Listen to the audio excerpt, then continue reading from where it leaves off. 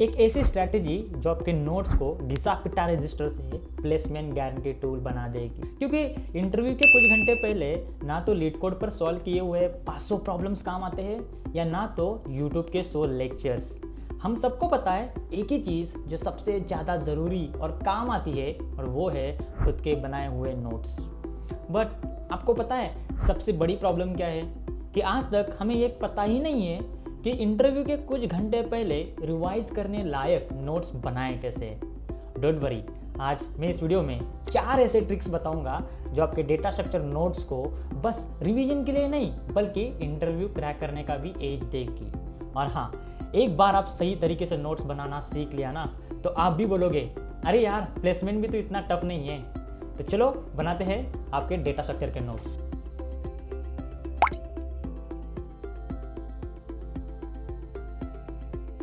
Purpose of the notes. अब सबसे पहले हम ये जानते हैं कि हमें नोट्स क्यों बनाने चाहिए। अब देखो, मोस्ट ऑफ द टाइम जब हम डेटा स्ट्रक्चर की पढ़ाई कर रहे होते हैं तब हम क्या करते हैं कि कुछ चीज़ें इस वेबसाइट से सीख लिया, कुछ कंसेप्ट इसी वेबसाइट से सीख लिया और जो आधे अधूरे टॉपिक्स बचे थे उसे हम यूट्यूब से पढ़ लिया। अब देखो, सोचो अगर एग्ज़ाम है या फिर इंटरव्यू है तो उसके 5-6 घंटे पहले हम हर वेबसाइट पर जाके यूट्यूब के हर लेक्चर्स देखकर फिर से हम उसको रिवाइज नहीं कर सकते, राइट। इसीलिए हमें नोट्स बनाने की बहुत ज़रूरत है, क्योंकि जब भी आप किसी भी वेबसाइट पर या फिर यूट्यूब पे कितने भी लेक्चर्स देख रहे होते हैं ना, जितना हो सके उतना आप उसके नोट्स में लिखे रहो। क्योंकि एग्ज़ाम के कुछ घंटे पहले या फिर इंटरव्यूज़ के कुछ घंटे पहले आपको हर जगह भागने की ज़रूरत नहीं है। Every single thing is available in a same place, that is your notes. तो उस समय रिविजन करना और आसान हो जाता है, राइट। इसलिए नोट्स बनाना बहुत इंपॉर्टेंट होता है। अब सवाल आता है कि हमें नोट्स खुद के रेफ़र करने चाहिए या फिर दूसरों के नोट्स हम प्रेफर कर सकते हैं। अब देखो, अगर आप मुझे पूछोगे तो मैं हमेशा बोलूँगा कि जितना हो सके उतना खुद के नोट्स बनाओ।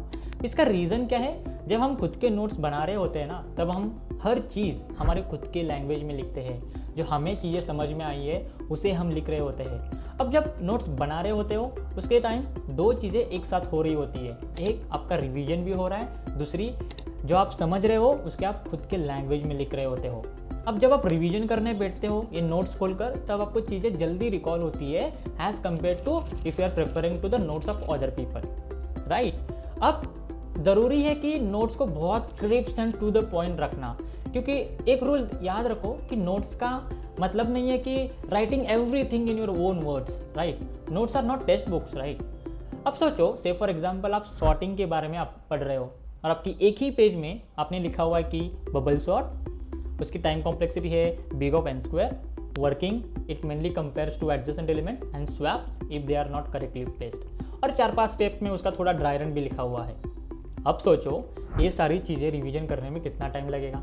अगर सारे एल्गोरिदम्स, सारे डेटा स्ट्रक्चर्स इस प्रकार से लिखे हो तो max to max 30 minutes, right. But अगर सोचो अब एक पेज में पूरा उसका एक्सप्लेनेशन लिख रहे हो, फिर दूसरे पेज में आप पूरा ड्राई रन लिख रहे हो, फिर तीसरे पेज में टाइम कॉम्प्लेक्सिटी है ना एवरीथिंग लिख रहे हो। अगर हर डेटा स्ट्रक्चर ऐसे लिख रहे हो तो पूरी 400 पेजेस नोटबुक भर जाएगी आपकी, राइट। और इंटरव्यू के 4-5 घंटे हम नहीं रिवाइज कर सकते इतनी सारी चीज़ें। और इसीलिए आपके नोट्स होने चाहिए क्लैरिटी, विच मीन्स एक ही पेज में आपका पूरा टॉपिक आना चाहिए। दूसरी चीज़ प्रैक्टिकलिटी, बस थ्योरी नहीं लिखना है, कुछ सुडो कोड्स लिखना है, एप्लीकेशंस लिखने हैं उसके, ये इंटरव्यू में बहुत हेल्प करेगा। और last point, revision friendly. Make sure आपके नोट्स कुछ भी घंटे पहले, फॉर एग्जांपल 3 घंटे पहले, 4 घंटे पहले आसानी से रिवाइज होने चाहिए। सो ये 3 इंपॉर्टेंट चीज़ें हैं कि हमें नोट्स क्यों बनाना चाहिए, खुद के चाहिए और टू द पॉइंट और क्रिप्स चाहिए। अब सवाल आता है कि हमें नोट्स में क्या लिखना है और कैसे लिखना है, तो चलिए देखते हैं हम उस time what to write in a notes. अब देखो, नोट्स को ज़्यादा रॉकेट साइंस बनाने की ज़रूरत नहीं है। Rather than writing technical words I will always prefer कि जितना हो सके उतना रियल लाइफ एग्जांपल्स लिखो, क्योंकि ह्यूमंस उन चीज़ों को ज़्यादा रिलेट कर पाते हैं जो उन्होंने खुद एक्सपीरियंस किया हो। सो डेटा स्ट्रक्चर के नोट्स पे रियल लाइफ होना ये बहुत ही इंपॉर्टेंट चीज़ हो जाती है। अब देखो, जब भी कोई भी आप डेटा स्ट्रक्चर के नोट्स बना रहे हो ना तो ये सारी चीज़ें उसमें होनी ही चाहिए। सबसे पहले कि why do we need that data structure. Suppose आप लिंक लिस्ट पढ़ रहे हो तो लिखो कि why do we need a link list. अगर हमारे पास एरे है फिर भी हमें लिंक लिस्ट की ज़रूरत क्यों होती है। Second point is definition of that data structure. Suppose again आप लिंक लिस्ट पढ़ रहे हो तो लिंक लिस्ट क्या है, एक लीनियर डेटा स्ट्रक्चर है, उसके टाइप्स कौन से है, ये सारी चीज़ें होनी चाहिए। थर्ड और the most important is operations we can perform on that data structure, जैसे कि लिंक लिस्ट पर आप insert at start, insert at end, delete at start, delete at end और बहुत सारी ऑपरेशंस आप परफॉर्म कर सकते हो। तो उन सारे ऑपरेशंस को एक एक लाइन में लिखना है कि कौन कौन से ऑपरेशंस मैं उस डेटा स्ट्रक्चर पर परफॉर्म कर सकता हूँ। और लास्ट है कि एक सूडो कोड और टेम्पलेट कोड, क्योंकि जब आप रिवीजन के टाइम उस सूडो कोड और टेम्पलेट कोड को देखते हो तो आपके माइंड में ना बिहाइंड द सीन पूरे कोड का पिक्चर आ जाता है। और सबसे ज़रूरी बात यह है कि जब आपके सामने सारी चीज़ें होती है ना तो रिवाइज करना और आसान हो जाता है। बट अगर आपको यही चीज़ें और लंबे समय तक याद रखना हो तो कोशिश करो कि उसको आप रियल लाइफ एग्जाम्पल के फॉर्म में लिख सको। फॉर एग्जाम्पल, अगर आप क्यों पढ़ रहे हो तो उसका एक रियल लाइफ एग्जाम्पल क्या हो सकता है कि मान लो आप गवर्नमेंट ऑफिस के लाइन में खड़े हो, जो सबसे पहले खड़ा है उसका काम तो हो जाएगा, और जो लास्ट में खड़ा है उसके नसीब में तो सिर्फ आज सिस्टम डाउन है, कल आना। इसका मतलब फर्स्ट इन फर्स्ट आउट। और बस क्यों ही नहीं, लेट्स सपोज स्टैक, अलमारी पर रखे हुए एक के ऊपर एक रखे हुए कपड़े, बर्तन धोकर रखे हुए एक के ऊपर एक रखे हुए प्लेट्स। तो ऐसे रियल लाइफ एग्जाम्पल को रिलेट करो, क्योंकि यही चीज़ें बाद में बहुत याद आते हैं और इंटरव्यू के टाइम रिवीजन करना और आसान होता है। अब सपोज ये सारी चीज़ें तो हमने नोट्स में लिखा हुआ है, बट अगर हमने इन सारी चीज़ों को और शॉर्ट बनाया और क्लिप्स बनाया ताकि कुछ 10-15 पेज में सारे चीट कोड्स या फिर शॉर्टकट्स हमारे सामने हो तो रिवीजन करना तो और आसान हो जाएगा, राइट। तब हम वो देखते हैं कि इस नोट्स को और शॉर्ट एंड क्लिप्स कैसे बना सकते हैं, शॉर्टकट्स एंड चीट कोड्स। अब सोचो आप इंटरव्यू में बैठे हो और इंटरव्यूअर आपसे पूछता है, बेटा बाइनरी सर्च की टाइम कॉम्प्लेक्सिटी क्या है, और आप एकदम से हो जाते हो चुप, जैसे कि मैं अब चुप रहा। ये होता है ना कि शर्मा जी के बेटे को पूछा जाता है कि बेटा आप शादी कब कर रहे हो, और उसके पास उस सवाल का जवाब नहीं होता। बिल्कुल आप भी उसी की तरह बिहेव करते हो। लेकिन अब सोचो आपके पास 3-4 पेजेस में हर एक एल्गोरिदम का, हर एक डेटा स्ट्रक्चर के सारे टाइम कॉम्प्लेक्सिटी लिखे हुए हैं, सारे एप्लीकेशंस लिखे हुए हैं। तो सोचो उसको रिवाइज करने में आपको कितना टाइम लगेगा। तो हमें भी यही करना है। हर एक एल्गोरिदम का, हर एक डेटा स्ट्रक्चर का 3 इंपॉर्टेंट चीज़ें लिखनी है, सिर्फ 3। Number 1 title of the data structure और टाइटल ऑफ द एल्गोरिदम जिसके बारे में आप लिख रहे हो। सेकेंड इंपॉर्टेंट चीज़ लिखनी है टाइम कॉम्प्लेक्सिटी क्या है उसकी।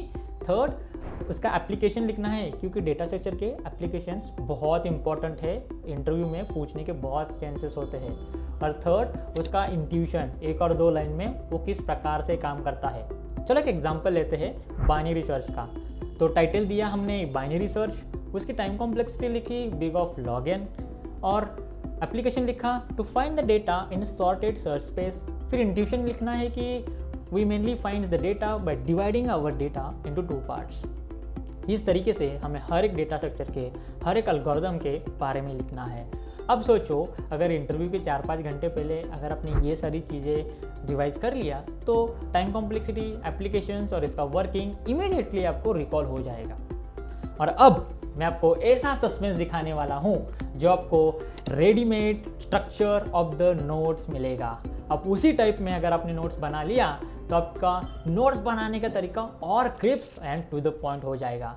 तो कौन सा है वो readymade structure of making notes, चलिए हम देखते हैं। हर एक डेटा स्ट्रक्चर नोट्स का एक फॉर्मेट, अगर आपने उसको फॉलो कर लिया तो मान लो हर टॉपिक सिर्फ 1 या 2 पेज में ज़रूर आ जाएगा, और इसी तरह पूरे डेटा स्ट्रक्चर का नोट्स एक पॉकेट गाइड बन जाएगा। अब समझो कि डेटा स्ट्रक्चर नोट्स का एक फॉर्मेट क्या होना चाहिए। सबसे पहले उस डेटा स्ट्रक्चर के बारे में लिखना है हमें थ्योरी। जो भी डेटा स्ट्रक्चर है 3-4 लाइन में थ्योरी लिखो कि वो डेटा स्ट्रक्चर क्या है, उसके एप्लीकेशंस क्या है, टाइम कॉम्प्लेक्सिटी क्या है। Second important point code template, उसका इम्प्लीमेंटेशन का कोड टेम्पलेट, ताकि रिवाइज करते समय बिहाइंड द सीन आपके ब्रेन में पूरा कोड आ जाए।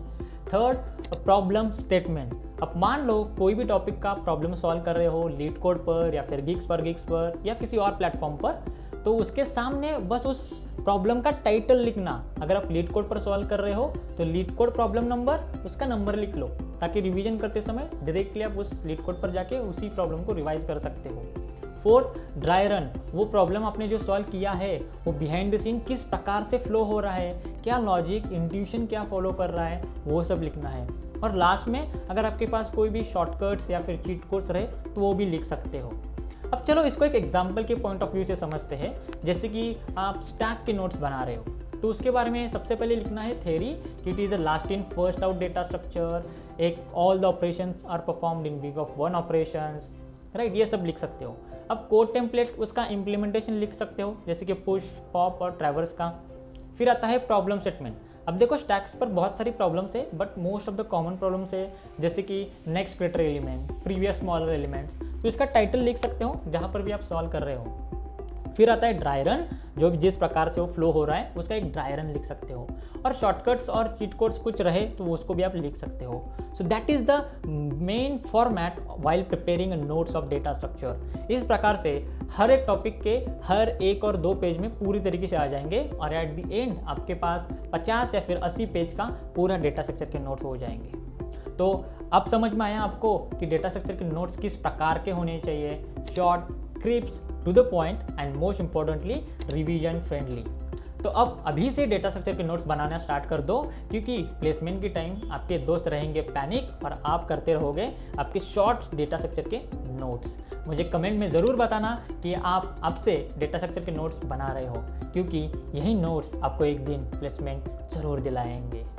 मैं हूँ प्रमोद भोसले, कोडगिरी, जहाँ हर एक प्रॉब्लम देता है नई उड़ान।